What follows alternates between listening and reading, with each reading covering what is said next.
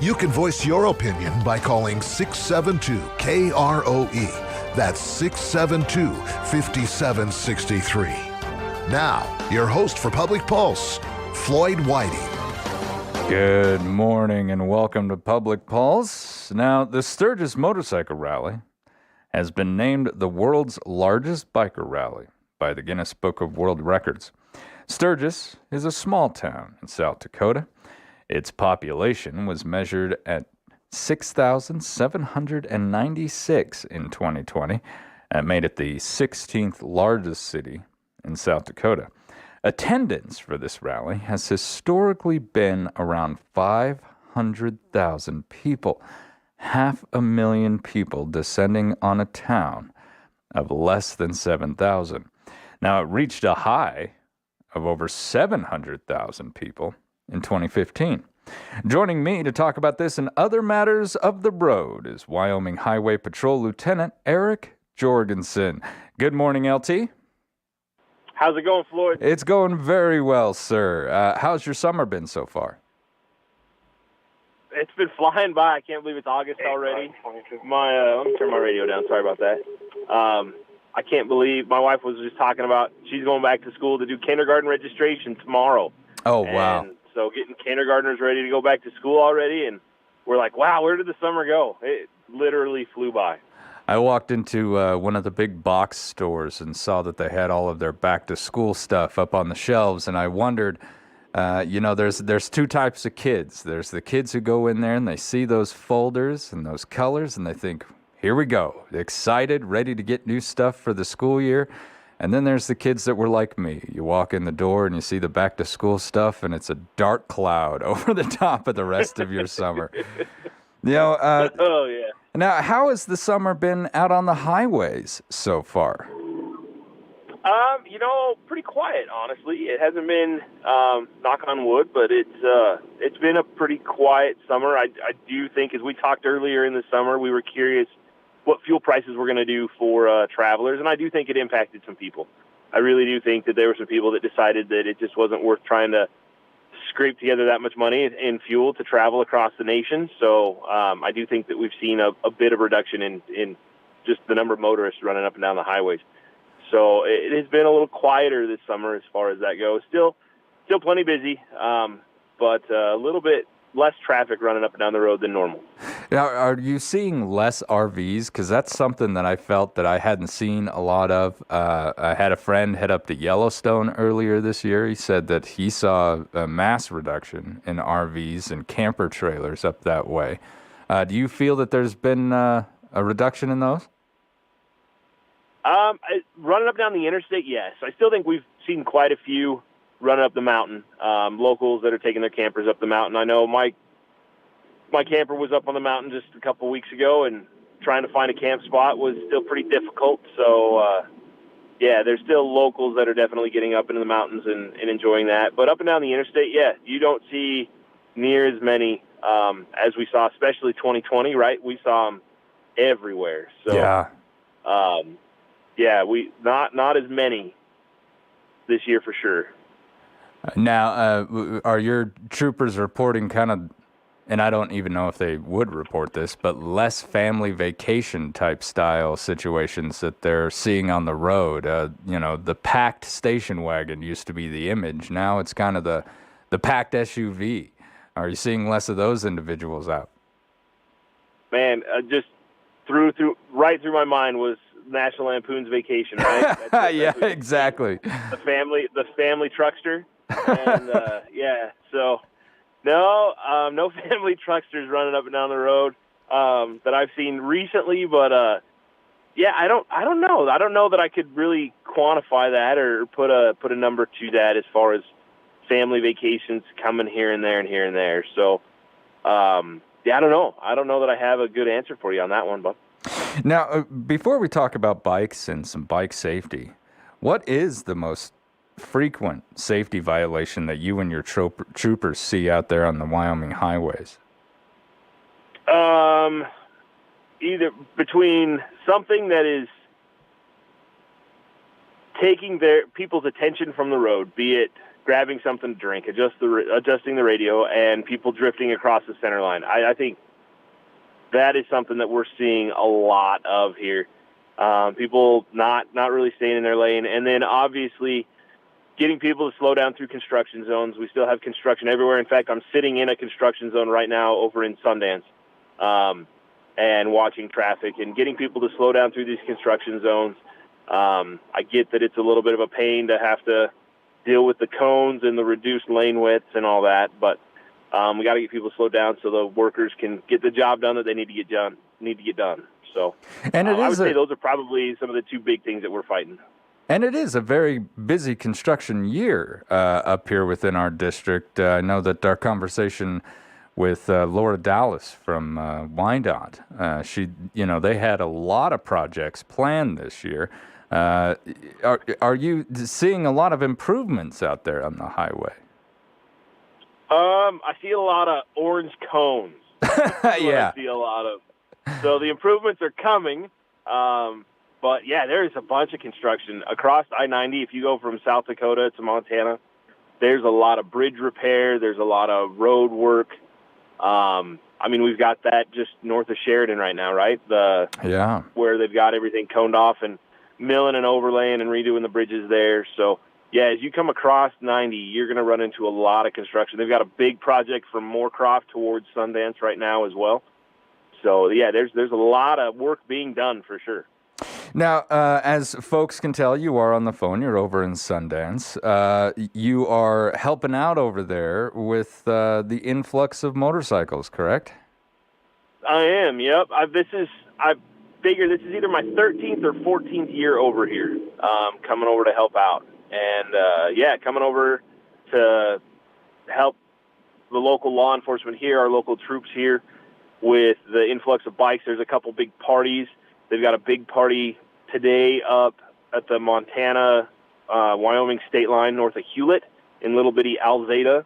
Alzada has a great big party today that they're going to throw, and so they'll be doing that today. Tomorrow we've got the big Ham and Jam rally in Hewlett, which brings a ton more people in. So, yeah, we come up here, help out, and really try and make sure motorcycles can get in and around and through safely, and people can enjoy the time up here and not run into too many issues. And you have been covering this for almost a decade and a half. Are you seeing more bikes this year than last? Maybe people are taking advantage of their motorcycle now that the price at the pump is giving us all such a pinch. No, I wouldn't say that I've seen more than last year. I would say that we're probably maybe a little less, maybe right at the same. So a lot of these guys that come out here will trailer their bikes out instead of riding all the way across the nation to come. And so, again, hooking up to a pickup to tow your bike all the way from one side of the nation to come here to Sturgis, I think that could play a factor. I haven't heard any specific numbers yet from our South Dakota friends about what they're seeing for specific numbers, but I wouldn't say that it's more than last year. Now, when you and your team head out there, what challenges does this type of traffic, many bikes, pose for you and your team out there on the highways? Just a lot of congestion. It's really difficult to move around, and when you've got line after line after line of bikes, trying to get them into an area, get bikes off of a turnout onto the main highway, that's really kind of the difficult areas. And then up here, for those that have never been up in this area, the highways that go up around Devil's Tower and through Hewlett and up towards Alzada are pretty windy roads, and there's a lot of wildlife. And so dealing with, it's one thing to hit a deer in a car, but a deer in a motorcycle, it's a little more difficult, and it's a little rough. So dealing with that and just the sheer numbers, trying to get maneuvered around all of the bikes and making sure that people are being safe while they're out riding. And really keeping their heads up in those cars. As you said, there's distracted driving is probably number one for causing accidents. And now you've got smaller objects on the road than, a semi-truck or a family wagon. Now you got smaller bikes out there. It is safer to travel in a group, wouldn't you say? Oh, yeah, for sure. That's just, you're a lot bigger object when you're traveling together. And so when you get the larger numbers, the only issue that we have with the larger numbers is, again, you're still one individual bike. And so you come to a stop sign, you come to some type of traffic control. Wyoming state law allows 2 to go at a time. So if you come up to a stop sign, 2 bikes can go, but the next 2 have to stop. 2 bikes can go, the next 2 have to stop. Well, a lot of these big groups that ride together don't like to do that. They're like, we're just one great big vehicle. And so trying to educate them on that and go, no, actually you're not. You got to all stop and go. And we can't be shutting down traffic or roadways to allow your big line of bikes to come through. We've got to be safe and responsible in how we're driving up and down the roads. Now, how do you prepare your team before they head out to this rally to help out with this kind of stuff?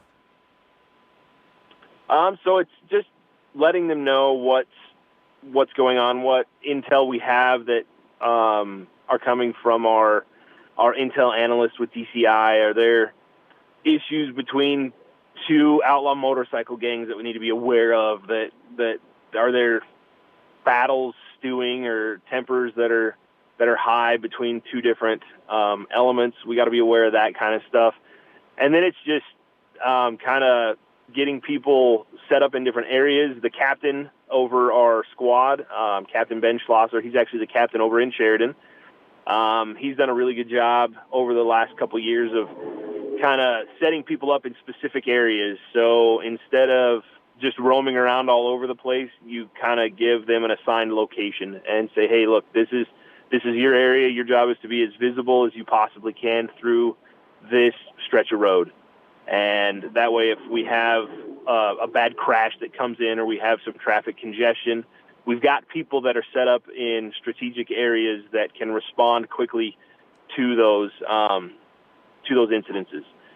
So that's really kind of as preparation goes. And then it's just no different than how you and I talk about winter driving, making sure that they're prepared to be out for a long, hot day, making sure everybody's got plenty of water, they've got some snacks to eat, they've got the things to take care of themselves and to take care of motorists if they have to come across somebody. So with the heavy bike traffic and just the additional congestion, that can slow the response of emergency vehicles to get to places. So if we have a crash that we need to get an ambulance to, outside of the rally, it might not take very long to get an ambulance to a certain area up here, whereas with all of this congestion, it can take quite a bit longer.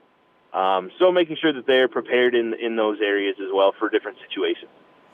Wow, a lot has to go in to considering the safety of our officers, the safety of the traffic that's out there that, I think the majority of us just tend to not think about.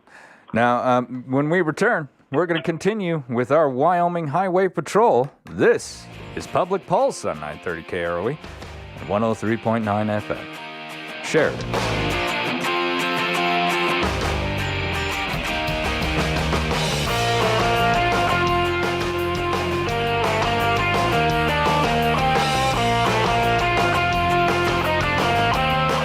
At Eliason Financial, money management isn't just about dollars and cents. It's about dreams and opportunities, and more importantly, family. We'll take time to get to know you. Then we'll develop a unique wealth management plan that works hard, just like you. To learn more about who we are and what our wealth management advisors can do for you, visit Eliason Financial online or call 307-672-3010. Securities offered through Royal Alliance Associates, Inc., Member FINRA, SIPC. The office supply department continues to expand at the Sheridan Commercial Company. Hi, Kurt Smith here. Need office supplies? We're here to help. We're adding more in-stock items all the time. You can also go online to SheridanCommercial.com and view over 42,000 office supply items that you can have delivered to your office or to our store. We'll even deliver them. SheridanCommercial.com is an office supply mega website. The Sheridan Commercial Company Office Supply Department inside at 303 Broadway or online at SheridanCommercial.com. The reasons to treat yourself to a frozen drink from McDonald's go on and on and on. It's more than a drink.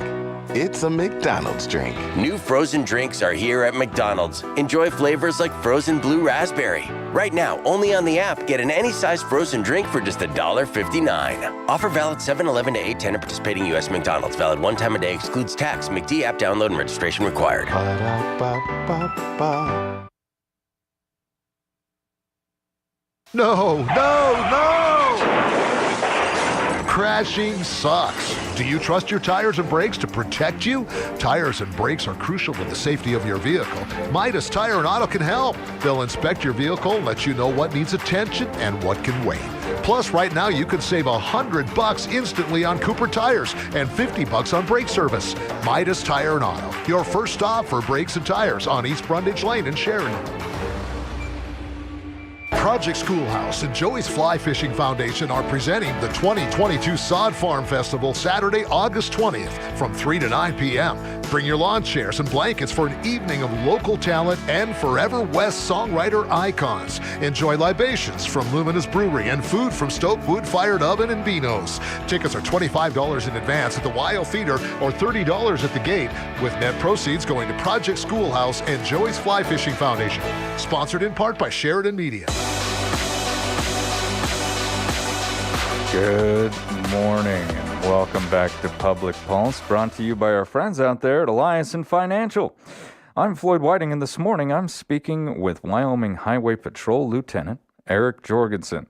He's currently out on the road over by Sundance, helping out with the Sturgis Motorcycle Rally, which began earlier this weekend.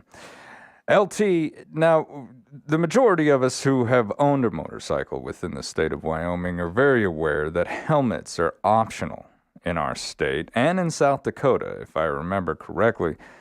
But can you tell us how effective helmets really are at keeping riders safe? Oh, man. What a hot topic, and a highly debated topic from a lot of people. I can tell you from my experience on the road, helmets do save lives. I can think of a crash in particular where I had a gentleman rear-end a car at a pretty high rate of speed, and the good quality Kevlar riding gear that he was wearing as well as his helmet is the reason he's still alive today. Had he not had that on, his helmet was totally destroyed, cracked, bashed, beat up, but the injuries that were sustained to his head were very minimal. And it was unreal to see that helmet and then see his face. Yeah. So a full face helmet, for as uncomfortable as it may feel, and a lot of the arguments I hear too are that it restricts vision really bad and it makes it hard to see. That it kind of puts you into a tunnel vision because your peripheral vision is affected. And I think that's just learning your equipment and knowing that you have to kind of turn your head side to side a little more often to check what's coming along the sides. But I remember my grandpa telling me how uncomfortable and worthless a seatbelt was, right, years ago, and that it was just the most uncomfortable and obnoxious thing to have to wear. I should never have to put a seatbelt on. And now we see all of the studies and all of the reasons why it's important to wear a seatbelt, and it becomes second nature for everybody to put on. And I think it's the same thing with a helmet. Once you get used to it and you continue to use it over and over and over again, it just becomes second nature, and it's not an issue anymore. Yeah. So still a lot of people that run around without a helmet. We had a crash earlier, at the end of last week, involving a gal that wrecked and got tossed over a guardrail and was not wearing a helmet, and she did not survive. So again, issues of wearing the proper safety equipment, wearing the proper clothing. I get that it's hot. I get that it's already 84 degrees at 9:30 over here in Sundance. It's going to be a hot day over here today. But if you're going to take on the responsibility of being a motorcycle rider, part of that responsibility is wearing the equipment to allow you to stay safe on a bike. Sir, I don't have a lot of time left with you, but there is something that I wanted to ask. What should other motorists driving regular vehicles keep in mind during these motorcycling seasons? Man, just, again, pay attention. Sit up and pay attention. Put your phone away. Don't be distracted. Keep an eye out. Check twice, right? I think you see that in a lot of the signs. Take a second glance. Make sure that you are for sure cleared to change lanes. Make sure that you're good to merge onto a roadway, that there isn't a bike there that you didn't see at first glance. So take the time, be a responsible motorist, keep an eye out, be a defensive driver, look, and let's keep everybody safe. LT, thank you so much for joining us this morning. Thank you for being out there on the road. You and your team do us a great service, and we greatly appreciate it. Please be safe as you continue. Will do, Floyd. You have a great day, man. All right. When we return, we're going to speak with candidate Brian Miller, running for the Wyoming House of Representatives to represent District 51. This is Public Pulse on 930 KROE and 103.9 FM. Sheridan.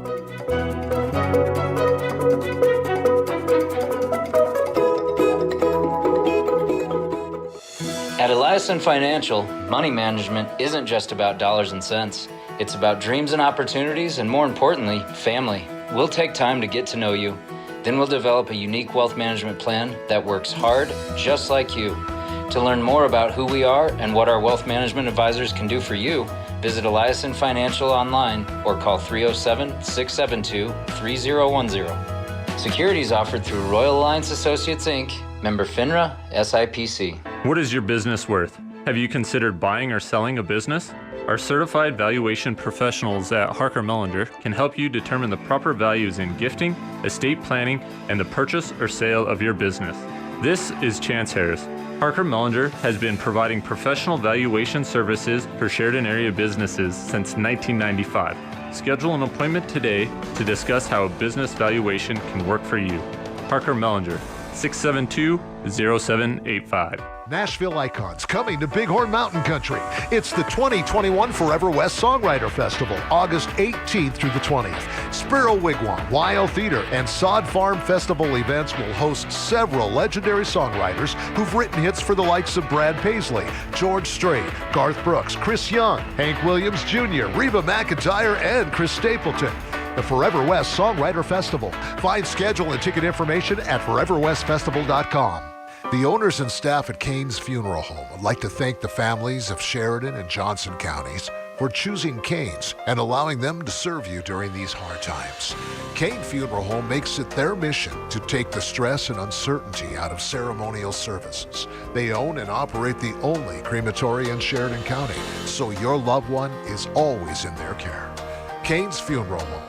Call 673-5837 or visit them online at canefuneral.com. Sheridan Orthopedic Associates continues its over 50-year tradition of surgical excellence in Northeast Wyoming and Southern Montana with the addition of Dr. Jory Wasserberger, a Wyoming native, and fellowship trained at the Mayo Clinic in Orthopedic Sports Medicine. Dr. Wasserberger joins a team of highly rated surgeons providing spine, sports, hand, hip, knee, and shoulder surgery, joint replacement, and more, including emergency care 24/7, 365 days a year. Visit us at SheridanOrtho.com to learn more. Hello, this is Nick Siddle. I have been proud and privileged to serve the past 4 years as County Commissioner while continuing my other community service activities. My initial pledge was to use common sense and good judgment in helping guide Sheridan County, and I have kept that promise. We have worked hard to maintain a balanced county budget while continuing to provide the resources necessary to serve the customers both at the courthouse and in our rural areas and communities. It would be my honor to serve as your commissioner for 4 more years. I would appreciate your vote on August 16th. Paid for by Nick Siddle.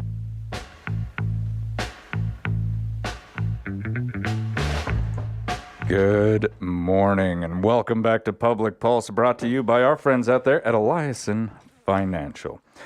Wyoming House District 51 encompasses Ranchester, Dayton, Bighorn, and western and the outlying northern sections of the city of Sheridan. Born in Sheridan, Mr. Brian Miller attended the Air War College and holds a BS in biology. I wasn't born in Sheridan. Oh, you weren't? No. The biography that I found said that you were born here. Well, that's wrong. I was born at the United States Air Force Academy in Colorado Springs. My dad was in the military. Oh, really? That's fascinating. Now, you did attend the United States Air Force Academy, and you received your MA in Aeronautical Science. It's a Master's in Aeronautical Science, yes. Fascinating subject. Good morning, Mr. Brian Miller. Good morning. How you doing today? Doing well. Now, let's get to know you a little bit, since some folks out there who are writing biographies about you on certain sites don't seem to have it right. So could you tell us a little bit about your upbringing? Sure, about my upbringing. Well, let's see. We moved to Wyoming after my dad got out of the military. We ended up down in Cheyenne for a few years. Went to several grade schools down there, and then my dad got a job up here and working with Xerox, and decided to come on up here. And I spent the rest of my life basically up here, other than my time in military service. Now, when did you join the military? I went to the Air Force Academy in 1984. 1984. Yep. A different world back then. Cold War. Quite a bit different. In full swing, wasn't it? Absolutely. What inspired you to join the military? Well, actually, it goes back to our uncles down in the past had been in the military. I went to the Air Force Academy when I was in, probably 8th grade. My dad and mom brought me down there. They said, hey, down here is where you were born, at this location. I watched the cadets. I saw what they did. I talked to a bunch of them, and that inspired me to run. Yeah. And the Air Force back then, it was kind of a different bird in a way, wasn't it? A little bit. Now, how would you describe yourself in regards to the manner in which you would represent the people of your district if you were to be elected? The manner, I would certainly actually represent the people based upon what they want. Down in Cheyenne, far too often we see people go down there who say they're going to do A, B, and C, and they believe in D, E, and F, and then they go down there and do X, Y, and Z, and L, M, N, O, P. They come back and say, well, I tried. But we have had a long fight to get transparency down in Cheyenne and get some accountability going. And so one of the things that I've done, and I expect other people to do when I'm in office, is hold me accountable. I plan on leading, not just being down in the legislature. Just because you're a freshman legislator does not mean that you cannot lead. I've led all my life. I plan on doing the same thing when I get down to Cheyenne. Integrity is huge, in my opinion. The honors code down at the Air Force Academy was a big thing. I will not lie, steal, nor cheat, nor tolerate among us anyone who does. And I live by that on a daily basis. I did not get that from the academy. I got that from my parents, and I grew up here. They're the ones that instilled those character traits in me, and have done. And I don't know where else to go with that other than say I will represent the people based upon what they want. My personal desires are certainly in there, but that's all based on everyone else who's around here. I've been here for a long time. I know people. I talk to people. I've been working with the Republican Party for a long time, so I know the people in this district. I know the people in all the districts here in Sheridan County, as a matter of fact. And I know what people are wanting. And what they're seeing down in Cheyenne is not always what they're looking for. And as a matter of fact, a lot of the things that they're seeing in Cheyenne, especially that my opponent has been voting on lately, are not what they're looking for. Do you have an example of that you can share with us? Oh, absolutely. One of the most obvious ones is my opponent is in favor of making marijuana legal in Wyoming. Now he says that it's going to save the taxpayers, it's going to make a lot of money for the state. Well, that's not true. If you look at the 2016 report that was done, it was a governor's report that Governor Meade did before he left out in February 2016. Just read through, it's 240 pages, but if you just read through the executive summary, you'll see that it will not help Wyoming when it comes to economic gain. It just can't. It also has huge negative impacts on our medical system and people's health in general. There are several items in the Constitution I could show you where it says that we should not be supporting things like that, especially for the health and welfare of our people. Article 7 in particular is one of them that we'll touch on if you want, but Article 7, Section 20 in particular, talks specifically about not doing something like bringing marijuana into the state just strictly for the health of the people. Now, there's no doubt that a few people will get rich on that. Happened in Colorado. But I lived in Colorado when they made it legal down there. And I watched Colorado Springs go from a wonderful conservative community with 5 military installations and watch it turn into a place full of homeless folks and having the hospitals overrun and the healthcare system in general overrun. And crime just increased tremendously. And you go down and you can look at it today. It's no different. That is something that nobody wants here in Wyoming. The part that really got me was here at one of the forums. My opponent stood up and actually said, I've got a friend who really could use use marijuana, and I'd like them to be able to come out here and visit without getting in trouble. That's not representing the people. That's representing your friend. And that is one of the main reasons that people have been coming to me left and right going, hey, we got to get rid of this guy. He's not thinking about us. He's thinking about his friends. Is that what inspired you to run for House District 51? No, it's actually, I was inspired, not just about this, but there's a variety of items. I handed that document earlier, the document that my opponent says is full of lies. Well, that's interesting because all it is his voting record. It says he voted aye on some issues and he voted nay on some issues. And those are major issues that people have been telling me for the last year and a half are important to them. And all of those issues just came out of this last session, except the marijuana. That came out of the session before. So what inspired me to run is hundreds of people coming and saying, look, this guy is not doing what we want him to do. You guys, the Republican Party, got him in office. You got to get him out. And I thought, we've been holding people accountable for a long time down in Cheyenne. For 5-6 years now, the party has stood up and done what we can to hold them accountable by actually calling out actions and showing people's voting records. Here's what they're doing. And I thought, well, I've been saying it. I've been living it. And by gosh, I should probably run for this office and actually go down and show people how to do it. How to be a good legislator where you're doing what the people want, you're representing them, not ruling over them, and on top of that, being able to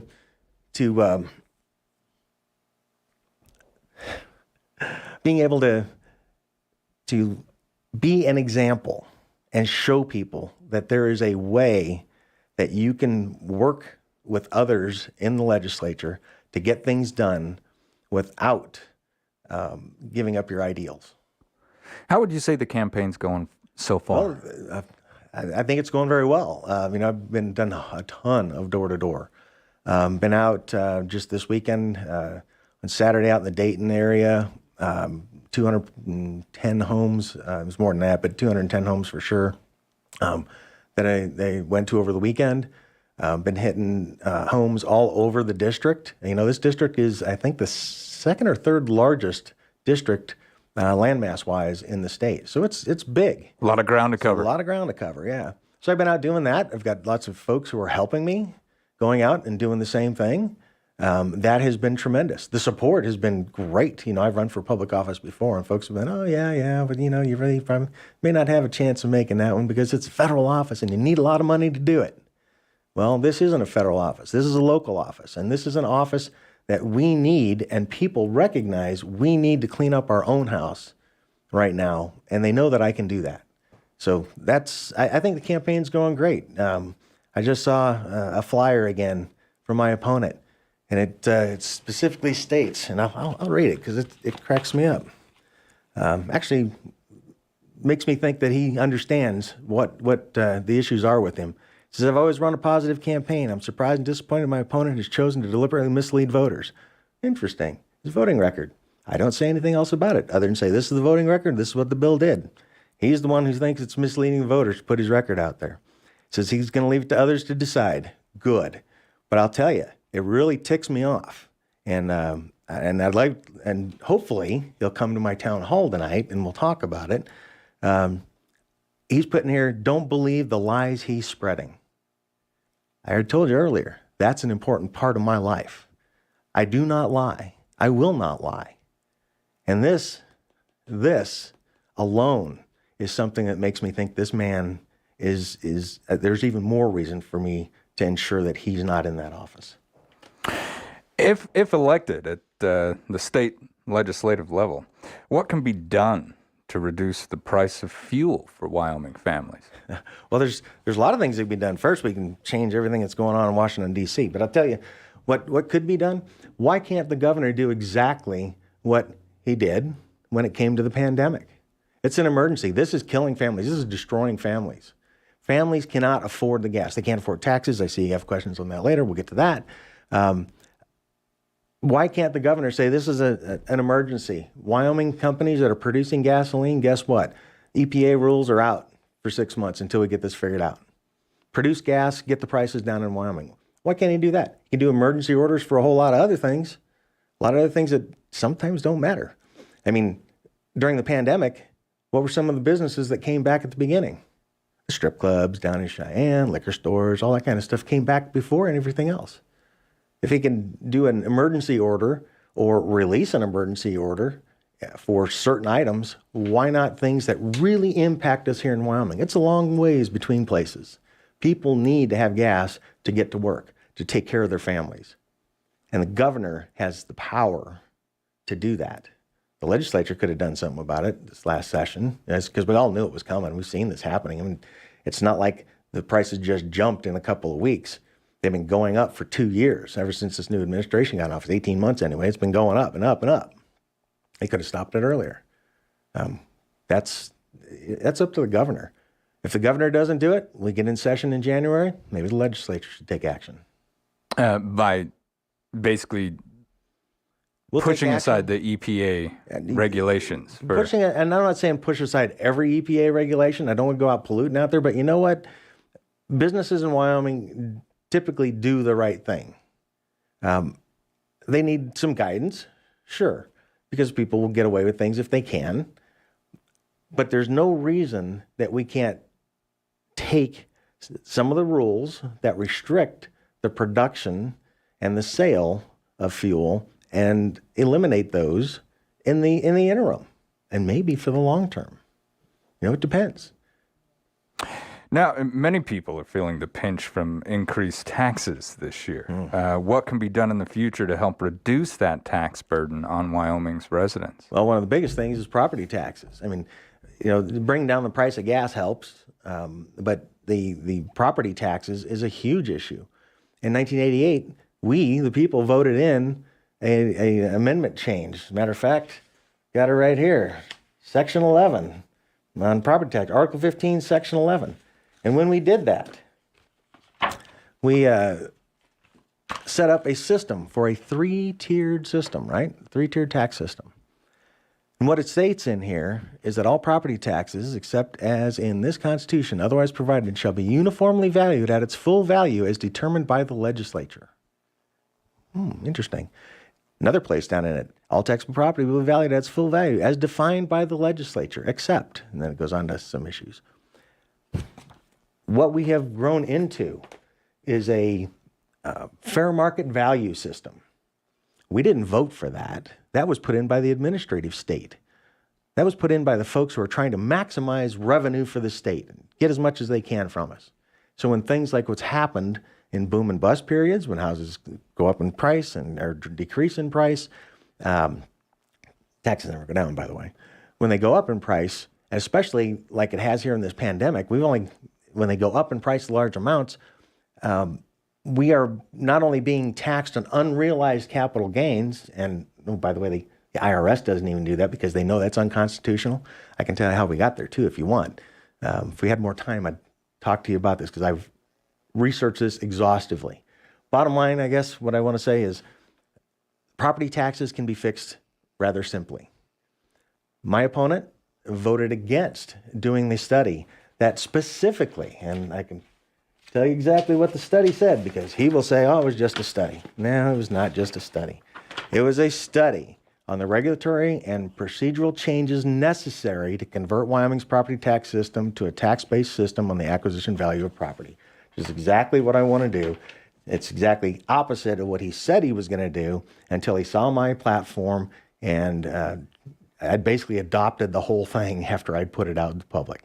I'm flattered that he understands now that there's some issues with it, but by gosh, it's something that the legislature can do. It's said, I read the terms, defined by the legislature is the market, is the value. Fair market value is not what the Constitution says. That's been developed through using a computer-aided modeling system and all these things that folks put out there over the years that maximize revenue for the county and the state. And that is not serving the people. Our taxes went up some 40% on average here in Sheridan County on property taxes. Huge amount, right? You think that's bad? We only got half of that pandemic big increase done the last time because we pay taxes in arrears, right? So we're paying for what happened a year ago. Mm-hmm. We're not paying for what's happening now. Prices are still way up there. They're starting to level off, from what I understand. But because most of the realtors I've talked to said, yeah, they were just skyrocketing. Now they're starting to level off. Well, they're starting to level off. They're still way higher than they were. And this unrealized capital gains tax that we have in this state is unconstitutional as can be. I will tell you now, it can't. You know where that? I called down and said, hey, how did we get that? Who said it's okay to do this? And the answer down at the Secretary of State's office and the Treasurer's office was, well, if you go back to 1988, the Attorney General back then was asked the question. Why? Because when this was put in place, there were huge questions. There was a huge controversy in 88. Should we do this? And there was a huge reason not to.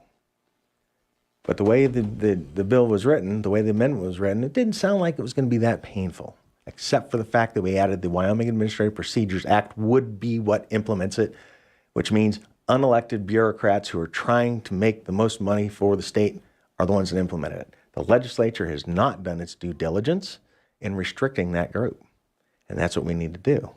So what I was saying earlier, the Attorney General, getting back to that, the Attorney General at the time wrote a letter because they were asked, hey, is this legal to tax unrealized capital gains? And their response was, yeah, I'll say it is. That is why we're being taxed the way we are. Because of a letter, a note from an Attorney General in 1988 who just decided on their own. Yeah, unrealized capital gains, why not? Let's tax people on that. That'll help out a lot. Oh yeah, it's a cash cow for the state, but it's hurting people. And it's going to put a lot more people, it's already put people out of their homes. It's going to put a lot more people out of them. Anybody who has money doesn't worry about it. But the folks who are on limited incomes, I won't say they don't worry about it. Of course they worry about it. But they're not going to lose their home. Folks on limited incomes, they are not going to be able to own a house because the tax burden is too high. Sir, I've got about 2.5 minutes left. Okay. I want to give you 2 minutes to address voters however you would like, sir. However I would like. Wow. Okay. Well, 2 minutes. So I really need to speed up. Well, there's a lot of things I wanted to talk about. As you know, my platform in particular is ending the property tax madness that we have, restoring trust in our election system by adopting election integrity issues. It's one of the things that you'll note, that folks can note that I put in that my opponent did not do in this last session. I want to drive transparency and accountability in government. I want to halt federal and state government overreach, and I want to limit the governments in both their size, and I'm saying governments, and it's actually all the governments from municipal up to federal, on size, on function, and reach. And I want to ensure, of course, like everybody is, that our Second Amendment rights are not violated. Fourth Amendment means a lot to me too. Look at what happened last night down in Mar-a-Lago. Wow. Searching a home, doing what they did to an ex-president. That's not good. The federal government is overreaching, and we need to do something about that. I do want to state that tonight I have an event that I'm doing. It was supposed to be a debate with my opponent. He had said he would do it if I got Tony Wentland to be the moderator, and I did. Tony said, yeah, I'll do it. You guys just come to me. Let's make this thing happen. Went back to him, said, hey, it's time to do this. Let's get this debate done. And he's decided, nope, not going to do it. Why? Because he can't defend his record. That's all I put out there is his record. And if you can't defend the record and you're not willing to come debate and try to defend your record, people should look at that. And they should know that I have studied this. I know exactly what's been going on down at the legislature for years. We've been keeping people accountable for a long time. It's why some folks haven't been running for office, because they know that they're not doing what they say they're going to do. Really quick, sir, where is that event going to take place? This is going to be at the Best Western Sheridan Center on 612 North Main Street tonight at 6 p.m. All right. Mr. Miller, thank you so much, and good luck in your campaign, sir. Great. Thank you for your time. You've been listening to Public Pulse on 930 KROE and 103.9 FM, Sheridan.